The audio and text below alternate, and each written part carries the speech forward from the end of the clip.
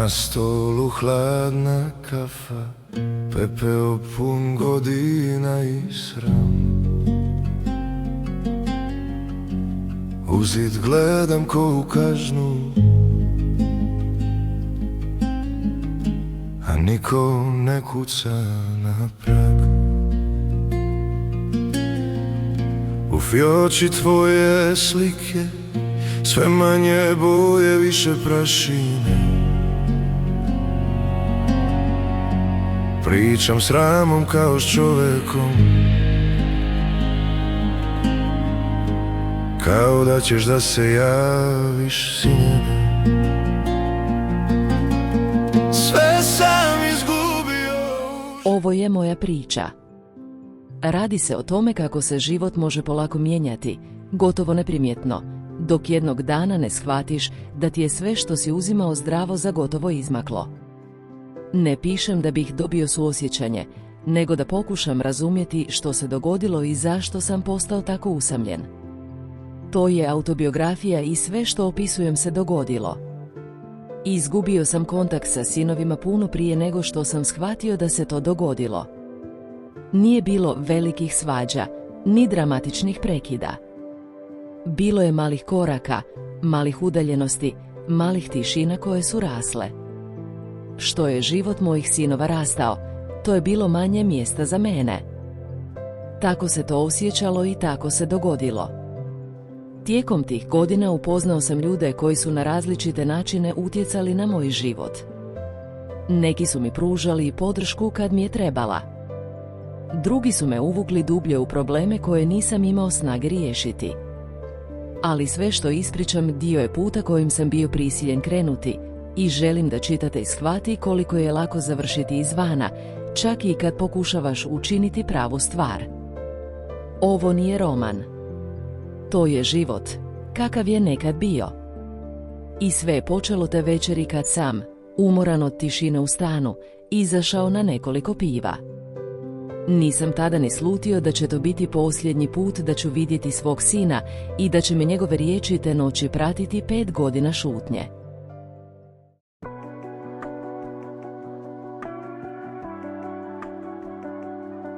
Život starca i život koji mi je dodijeljen nosili su usamljenost koju nikada nisam tražio.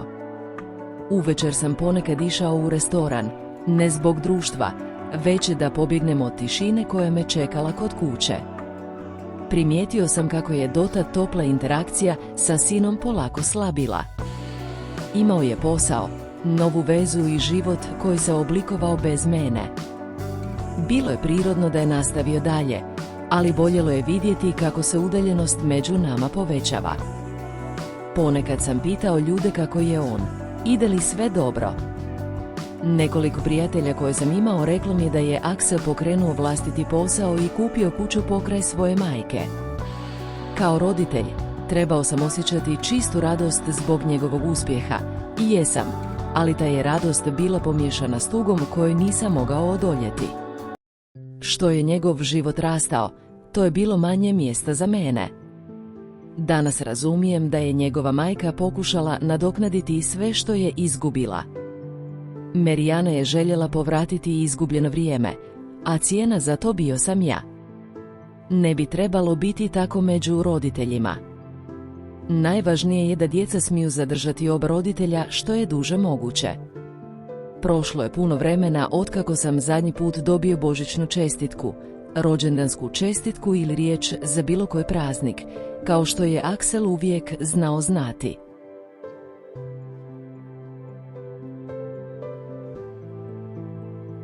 Jedne večeri izašao sam na nekoliko piva, nadajući se da ću razbistriti misli.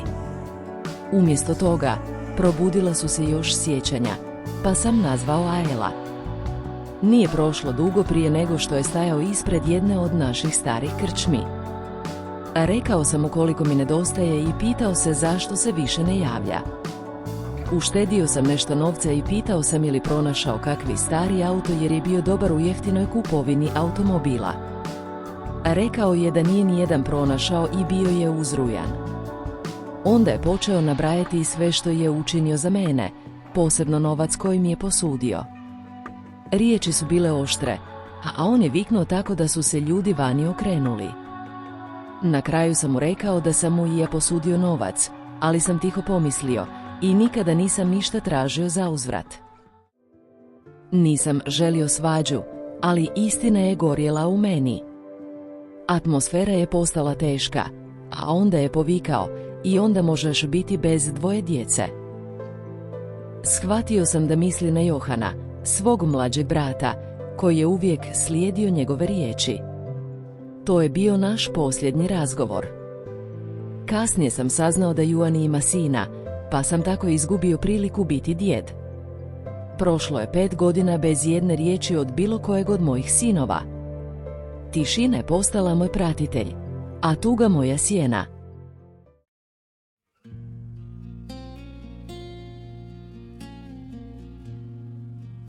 Bilo je to 5 teških godina.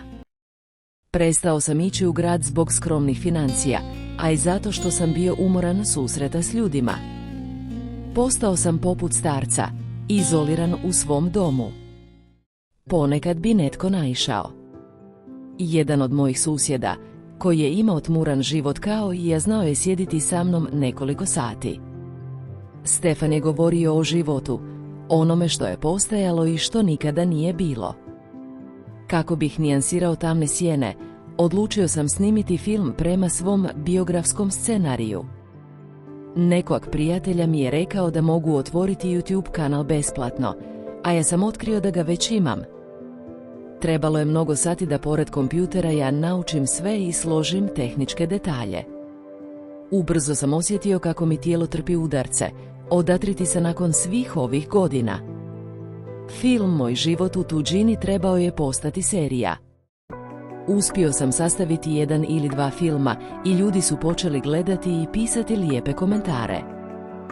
Budući da nisam uspio objaviti knjigu preko izdavača, pomislio sam da bi ovo mogla biti prilika i donijeti neku korist za sve sate koje sam proveo pišući. Nastavio sam i povremeno snimao glazbene filmove. Bilo je zabavno stvarati glazbu uz pomoć umjetne inteligencije. Korištenje umjetne inteligencije omogućilo je uređivanje tekstova i oblikovanje melodija. Glazba nam daje ljudsku harmoniju, ali također budi razmišljanja o životu. Uspio sam sastaviti 2 glazbena filma o tome koliko mi nedostaje Aksel. 5 godina kasnije, kad sam saznao što mu se dogodilo, požalio sam što sam ih učinio, pa sam ih uklonio.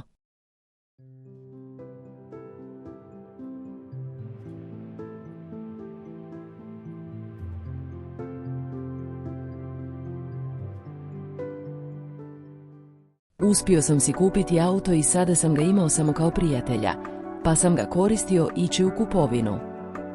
Jednom sam posjetio benzinsku postaju koja je bila mjesto susreta nekih mojih sunarodnjaka. Tamo je došao i muškarac koji je bio u srodstvu preko Aelove majčine strane.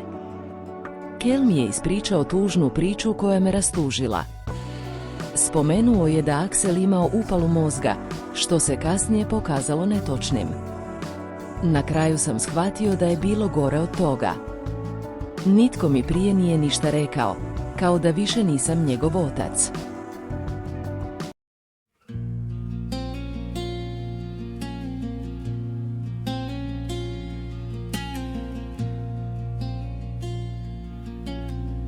Na stolu hladna kafa, pepeo pun godina i sram.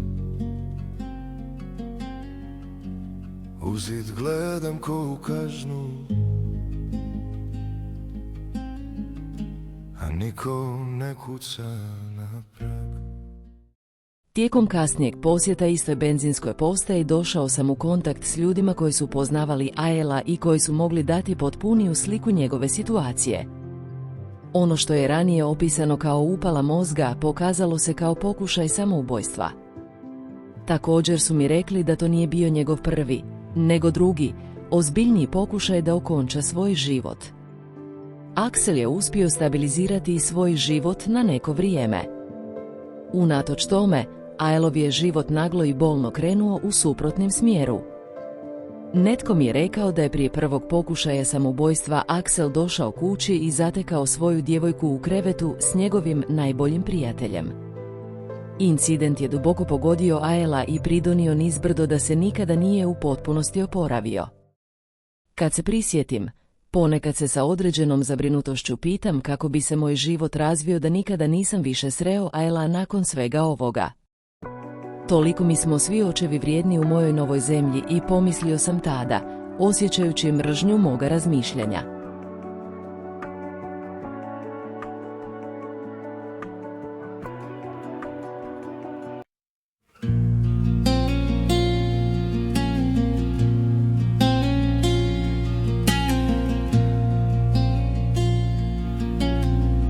Na stolu hladna kafa, pepeo pun godina i sram.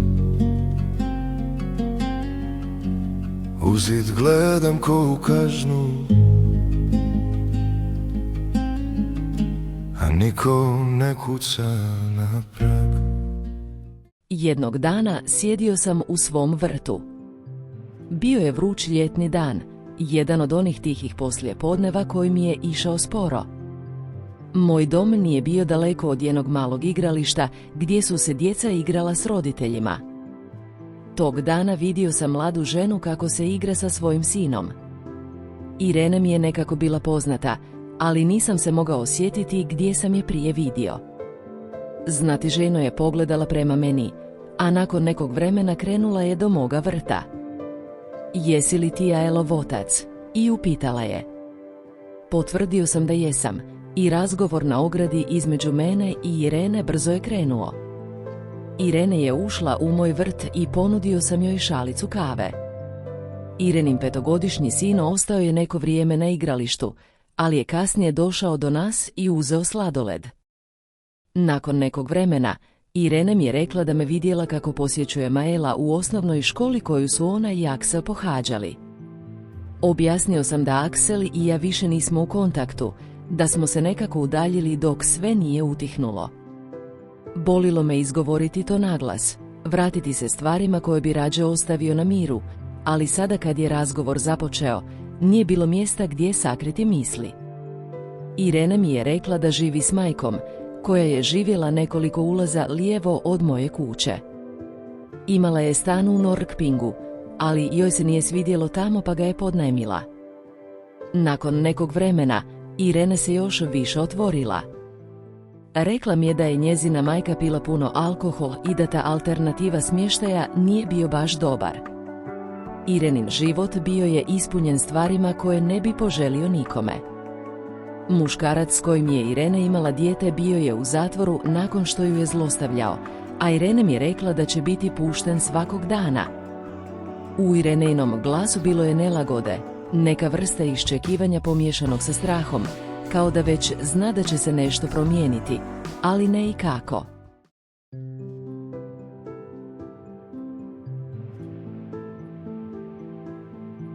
Sve češće Irene je dolazila na igralište sa sinom. Nakon nekog vremena igre, ušla je u moje dvorište i sjedili smo vani i razgovarali. Irene je svoj slomljeni život nosila poput sjene preko ramena, a ponekad bi razgovor odlutao na moju vlastitu sudbinu, kao da naše priče pronalaze utjehu jedna u drugoj. Tjedan dana kasnije, Irenin bivši suprug iznenada se našao vani. Imao je rodbinu u blizini i uspio je saznati gdje je Irene, unatoč zabrani prilaska koji je dobio nakon što je osuđen za napad. Odmah sam prepoznao Mohamada i instinktivno objasnio da je Irene išla u istu školu kao i moj sin i zato je došla. Ali to nije umanjilo ljubomoru koja je gorjela u Mohamadovim očima. Bio je prijeteći, gotovo vibrirajući od bijesa, i tvrdio je da ona i djeca ne smiju ostati kod mene. U jednom trenutku, između nas je došlo do banalne razmjene riječi i bio sam prisiljen progovoriti, i na mom zemljištu je dopušteno ljudima da budu, kako ja želim. To je natjeralo Mohamada da eksplodira. Napravio je korak naprijed, spreman suprotstaviti mi se fizički.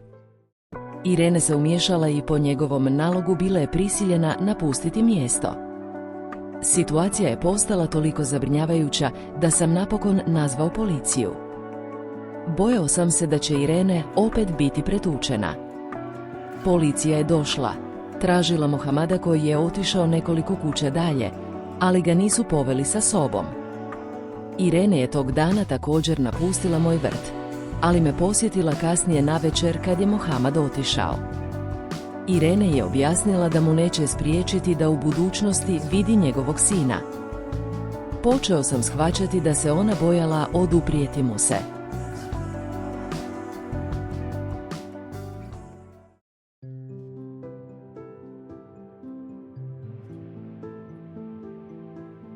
Mohamad se gotovo svakodnevno pojavljivao na igralištu.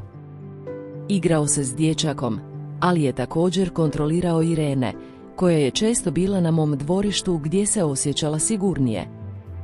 Njegova sestra stajala je već od ranog jutra na igralištu, a onda bi došao Mohamad.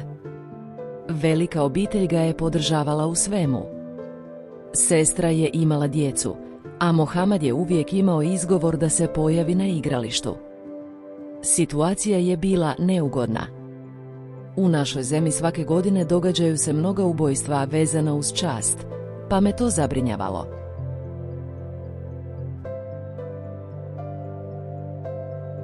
Ponekad je Irene dobila novčić od svoje majke, koju je majka slala preko Siša na moj telefon.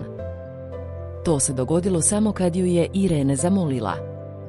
Sve češće mi je bilo žao Irene, samohrane majke koja se dan za danom borila protiv vjetra. Ponudio sam dječaku nešto ukusno iz obližnje trgovine, a Irene i ja često smo dijelili hranu koju sam imao kod kuće. Dječak je počeo uživati. Ponekad bi sjedio ispred televizora i gledao dječji kanal koji sam ja imao. Irene je morala ostati u kontaktu sa socijalnim službama jer su upravo istražili koji je od roditelja najprikladniji za brigu o dječaku. Bilo joj je teško održavati kontakt jer nije imala svoj mobitel i mogla je koristiti samo dječakovu SUV tablu. Njezina majka radila je tijekom dana i to je bio jedan od razloga zašto je Irene dolazila u moj vrt da nađe posao i društvo, što je i meni također nedostajalo kao starac.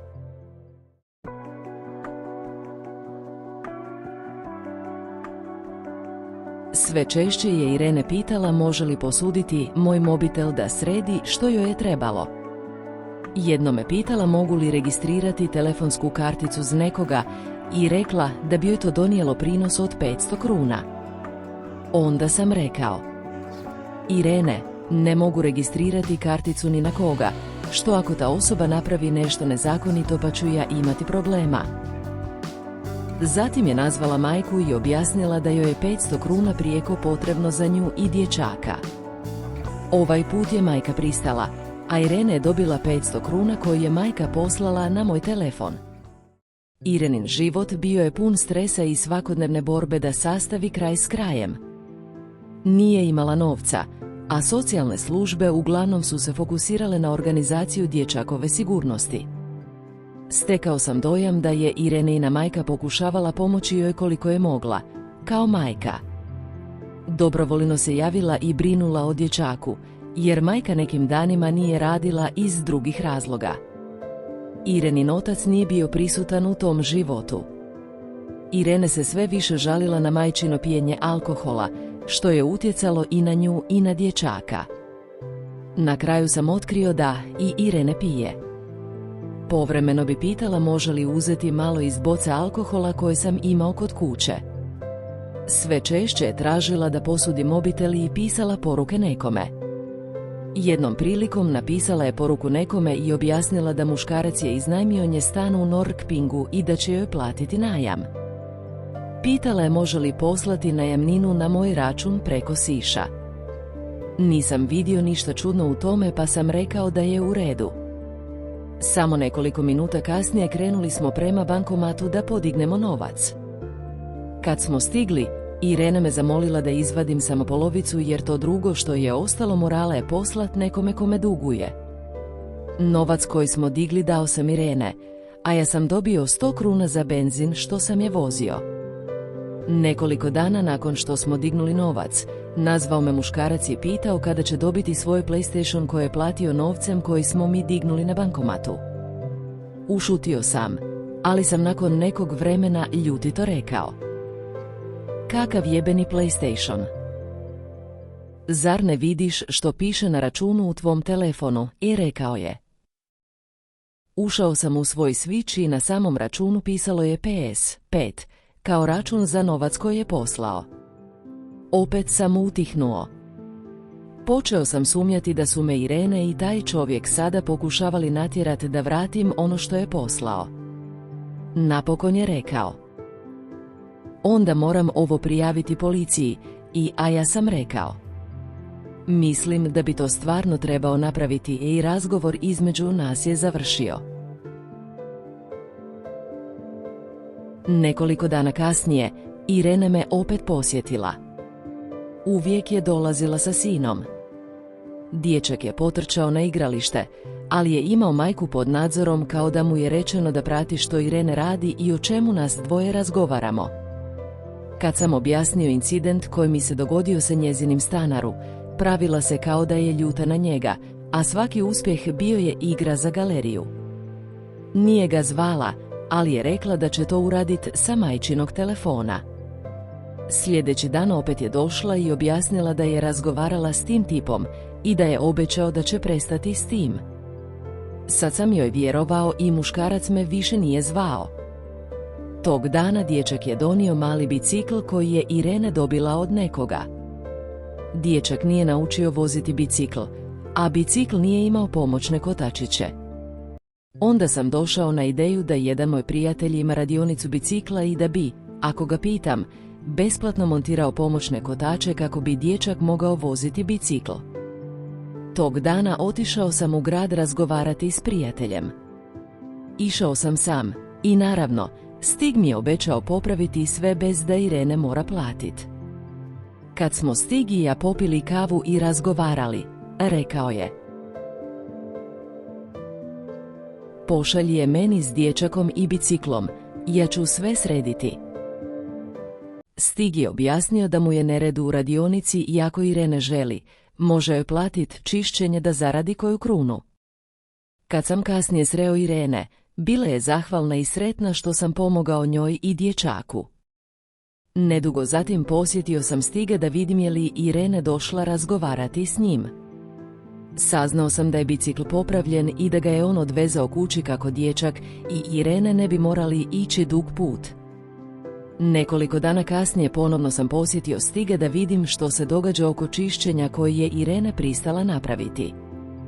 Stig mi je rekao da se Irene nije pojavila, ali da je uzela 2000 kruna unaprijed bez da se javila.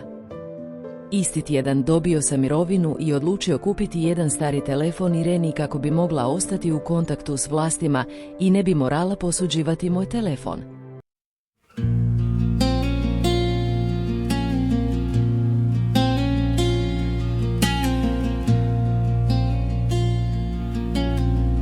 Na stolu hladna kafa, pepeo pun godina i sram. Jednog dana sam pitao Irene može li mi pomoći nazvati sina, da čujem kako je i što se događa u njegovom životu. Dobila je njegov broj od mene, a tog kasnog poslijepodneva nazvala je taj broj. Prije nego što je nazvala, rekla mi je da je Aksel bio malo zaljubljen u nju dok je bio mladić i da bi vjerojatno bio sretan da se javi. Signali su odjekivali na njezinom telefonu prije nego što se javio. I naravno, Ajlov glas se razvedrio kad ju je čuo. Razgovor je odmah krenuo. Irene je uključila razglas, na što me upozorila, a ja sam stajao kraj sebe i slušao. Aksel je rekao da je postao usamljen nakon strašne stvari koja mu se prije dogodila. Rekao je da se još uvijek ne osjeća dobro, da uzima lijekove protiv depresije. Težina tuge izlazila je iz Ajla, toliko sirova i nefiltrirana da sam se morao boriti da zadržim suze. Na kraju sam i ja bio slomljen. Irene je pitala što se zapravo dogodilo između njega i mene i zašto me više ne viđa. Aksel je otvoreno govorio o noći ispred restorana, Noći kad se sve raspalo i kontakt između nas potpuno nestao. Stajao sam nepomično, gotovo bez daha, nesposoban podnijeti još boli koja je izlazila iz njega. I onda sam odjednom čuo Aela kako kaže: "Moj otac je alkoholičar." Riječi su presjekle zrak, ali me nisu uzrujale. Trenutak kasnije osjetio sam kako mi se tijelo počelo drhtati. Sjetio sam se svih puta kad sam mu govorio da ne pije. Onda sam postao tužan i tih, a Irene me pogledala. Nešto u meni je šaputalo i ozlijeđen je. Sve što nosi u sebi treba oblik, riječ, smirenje, a upravo si to bio ti. Nedugo zatim, Irene je pitala može li joj pomoći pronaći stan u View, a on joj je objasnio da može. Irene je iskoristila cijelu moju situaciju sa sinom u svoju korist, a ponekad bi ga zamolila da je odveze negdje. Kad sam to otkrio, zamolio sam je da ne iskorištava dobrotu mog sina i da ga pusti da se smiri nakon svega što mu se dogodilo.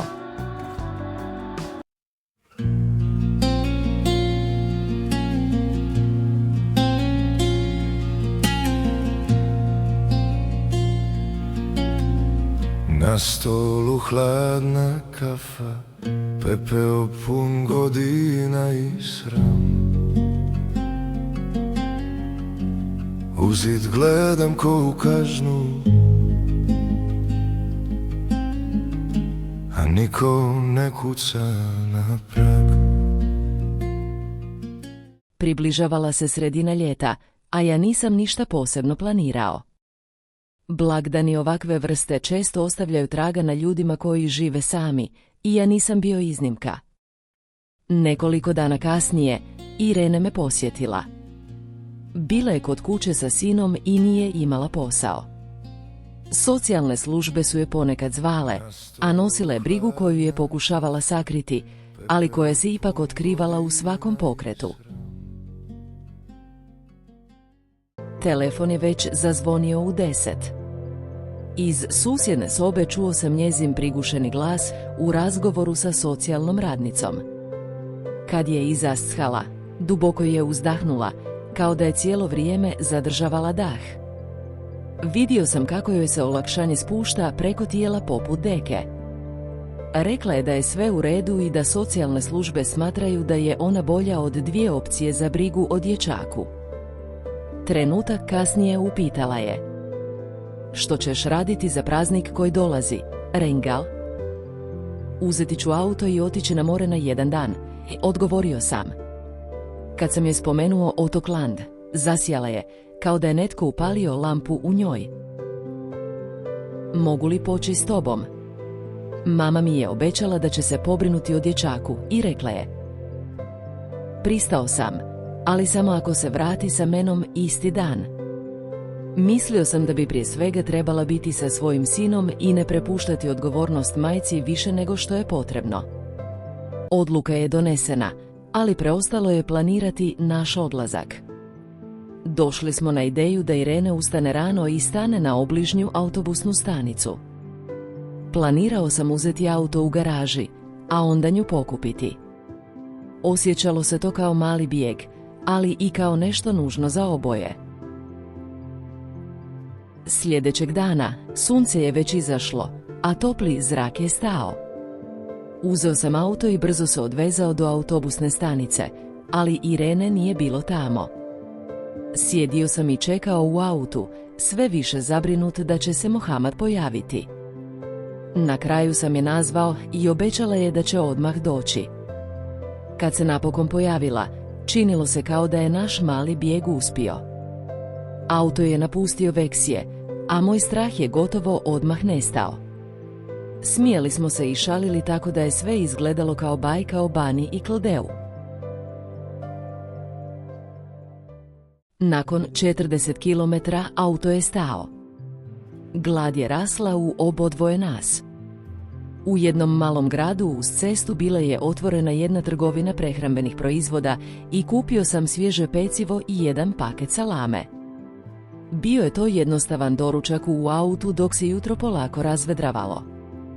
Sat i pol kasnije prošli smo Lanski most i osjećaj slobode me pogodio. Bili smo na putu za Borom i 30 minuta kasnije došli smo u centar grada. Parkirao sam auto blizu jednog kampinga. Sunce je sjalo i bilo je toplo i nepokolebljivo nad plažom, pa smo odlučili se sunčati. Bio je Ivanjsko veče, a ljudi su se selili posvuda, obitelji, mladi, turisti, svi sa svojim malim svijetovima slavlja. Nisam ponio kupaće gaće sa sobom, ali Irene je otišla se presvući. Nije prošlo dugo, a neko nas je prepoznao. Irene je diskretno pokazala na jednog od Elovih prijatelja iz djetinjstva, Fredrika, koji je stajao nedaleko. Gledao je u našem smjeru. Irene mi je rekla da je bio zaljubljen u njoj kad su bili mali, ali sada je Fredrik imao svoje dijete i ženu sa sobom. U meni je rasla zabrinost. Razmišljao sam o svom sinu, što bi on mislio kad bi čuo da sam na plaži s Irene, kao da smo ona i ja par. Ali jednako brzo kao što je zabrinutost došla, pokušao sam tu misao potisnuti. Ljudi mogu mislit što žele, a onda sam pomislio s više osjećanja i izjedanja, i što ako netko pretjeruje, iskrivljuje ili me učini laživcem pred mojim vlastitim sinom. Minutu nakon toga napustili smo plažu i krenuli prema centru. Prije nego što smo stigli, nazvao sam prijatelja u Stockholmu i rekao mu da sam na landu, ali da mi je ekonomija loša. Poslao mi je nekoliko stotina kruna kao poklon i rekao da si priuštim nešto dobro za pojesti. Ubrzo smo pronašli restoran i uzeli picu koju smo podijelili. Irene je uzela pivo, koje sam platio novcem od prijatelja. Nije prošlo dugo prije nego što nam je prišao jedan muškarac, Erik. Poznavao sam ga od ranije. Sa sobom je imao sina, 6-godišnjeg dječaka koji je govorio španjolski, jezik koji je Irene naučila iz jedne prijašnje veze. Vidio sam kako su se i dječak i Erik privukli Ireni, kao da je nosila neko svjetlo kojem se nisu mogli oduprijeti. Ubrzo nas je Erik pozvao u kućicu koju je iznajmio, 10 kilometara dalje, i dao nam upute kako doći. Dio pice je ostao nakon što sam platio i napustili smo restoran. Samo 30 minuta kasnije pronašli smo kamp gdje je Erik unajmio kućicu. Njegova sestra je sjedila vani kad smo stigli i ja sam sjeo nasuprot nje. Vrata kućice bila su otvorena i vidio sam kako Erik toči veliku čašu rakije Ireni, koju je ona rado prihvatila. Nelagodan osjećaj prošao mi je niz kralježnicu. Kako će ovo završiti, i pomislio sam.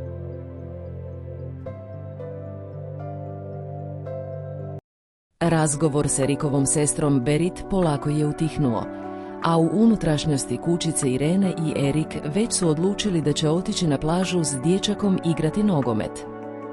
Ostao sam sam s Berit. Vrijeme je prolazilo, a nitko od njih se nije vraćao. Tada sam odlučio potražiti ih. Plaža je bila puna ljudi, ali Irene i Erik nigdje se nisu vidjeli. Nakon dosta traženja vratio sam se do kućice, čvrsto odlučan napustiti to mjesto. Iz susjedne kućice čula se glasna glazba. Mladi su plesali. Usred svega toga ugledao sam Irene. Kada sam rekao da želim ići kući, nije reagirala. Ponovio sam, ali bilo je kao da govorim nekome tko se nalazi daleko izvan svakog ljudskog razuma. Na kraju sam otišao. Kad sam se odvezao iz kampa, nazvao sam je. Telefon je zvonio, ali nitko se nije javljao. Tada sam nazvao Erika. On se javio i rekao da Irene ne želi ići. Pokušao sam objasniti da kod kuće ima sina, svoju odgovornost, ali me potpuno ignorirao. Sada sam dobio potvrdu i oni su to isplanirali. Neko vrijeme stajao sam autom ispred kampa, u slučaju da se Irene predomisli, ali nikada se nije pojavila. Još jednom sam nazvao Erika, ali sada se nije javljao. Vrijeme je prolazilo i nakon nekoliko sati sjedenja u autu nazvao sam Ireninu majku i ispričao joj sve. Nije pokazala nikakvu odgovornost prema svojoj kćeri, a dočekala me čudnim stavom. Idi kući. Ona je odrasla i mora preuzeti odgovornost za sebe. Nakon toga sam se odvezao u Veksje. Kad sam stigao kući, bio sam razočaran. Rakija mijenja ljude, a njoj je oduzela razum. Zaboravila je da ima sina koji je čekao kod kuće. Ispred moje kuće slavala je grupa mladića kod igrališta. Muhamed je stajao među svima, gol do pasa i glasan. Prošao sam pokraj njih bez problema i ušao u svoj dom. Tada sam odlučio da je prijateljstvu između Irene i mene došao kraj. Tjedan dana kasnije Irene se vratila kući. Potražila me samo da bi sve opravdala, da bi ispalo kao da sam ja taj koji ju je ostavio na landu. A onda sam joj rekao: shvatio sam već kad ste počeli piti da će završiti ovako. Unatoč svemu, ona je sve poricala. Nakon što sam prekinuo kontakt, viđao sam je ponekad. I dalje je poricala da ima bilo što s Erikom, ali susjedi su mi već rekli drugačije. Jedan susjed vidio je Erika kako dolazi po Irene ispred kuće njezine majke. Drugi susjed, koji živi iznad mene, rekao je da je njegova sestra ranije bila s Erikom i da ta veza nije bila dobra. Tada sam shvatio da je sve to tek početak nečega sasvim drugačijeg. Na kraju se pokazalo da se Irene preselila kod Erika. Moj se život nastavio istim sporim ritmom, životom koji je i dalje nosio jasne obrise samoće. Nitko više nije dolazio k meni, a putovanja u grad postajala su sve rjeđa. Novca nikad nije bilo dovoljno. Kao umirovljenik imao sam 13.000 kruna mjesečno, a kad je država uzela svoj dio, ono što je ostajalo bilo je jedva podsjeta na mirovinu. Većina moga novca je odlazila na račune, a kad bi sve bilo plaćeno, morao sam rasporediti ono malo što je preostalo i nadati se da će potrajati do kraja mjeseca. Svako jutro odlazio sam u crkvu gdje se moglo dobiti jednostavan doručak. Prostorija je uvijek bila ispunjena do pucanja ljudima koji su se borili sa vlastitim životima.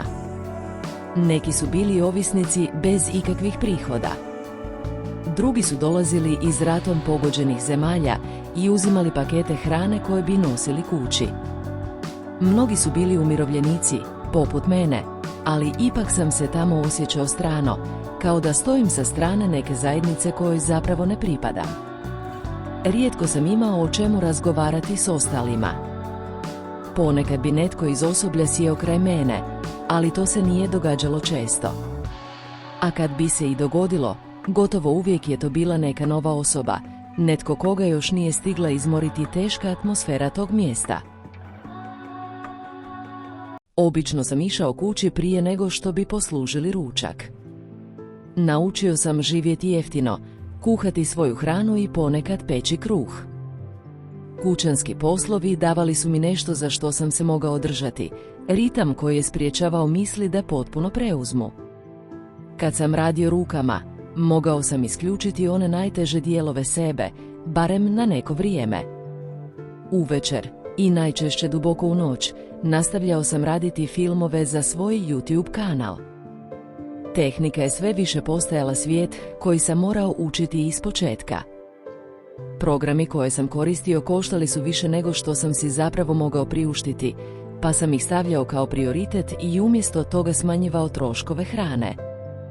Iz mjeseca u mjesec bio sam prisiljen posuđivati novac, jer bi moj uvijek nestao prije nego što bi mjesec završio. U početku je bilo nekoliko ljudi kojima sam se mogao obratiti, ali s vremenom su se umorili. A kad su oni nestali, nestalo je i ono prijateljstvo koje je nekada postojalo. Danas, godinu dana kasnije, nazvala me moja banka i pitala kamo sam poslao polovicu novca koji je Ireni ostao nakon podizanja na bankomatu. Objasnio sam da nisam slao nikakav novac, nego da je to Irene učinila s mojeg telefona. Banka je htjela znati kamo je novac otišao, ali nisam mogao dati odgovor jer je Irene sve to obavljala sama. Banka se zadovoljila mojim objašnjenjem i rekla da s moje strane ništa nije sporno. Bilo je početkom ožujka 2026.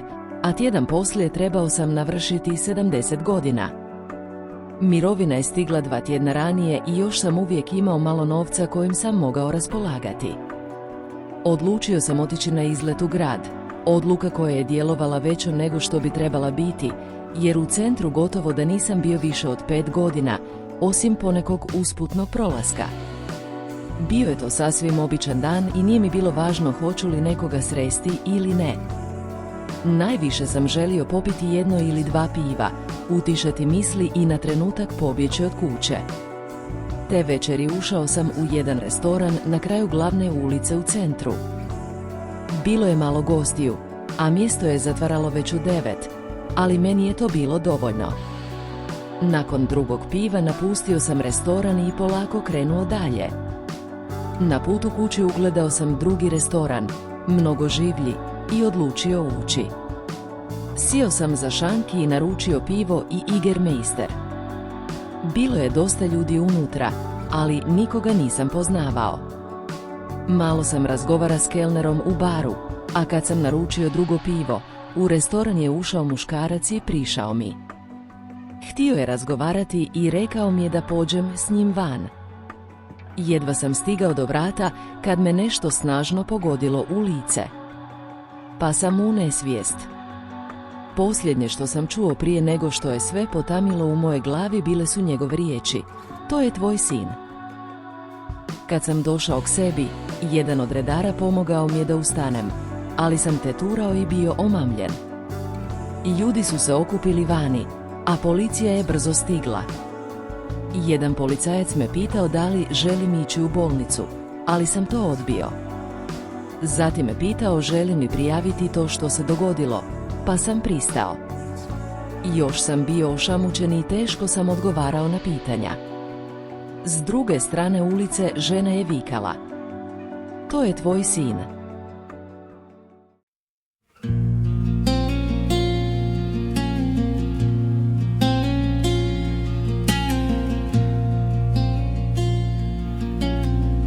Na stolu hladna kafa, pepeo pun godina i sram. U zid gledam ko u kaznu, a niko ne kuca na prag.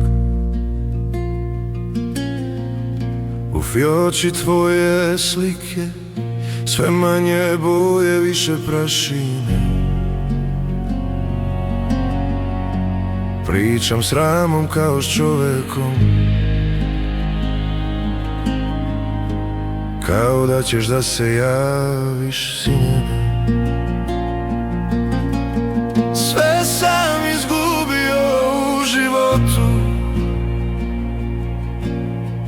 a i tebe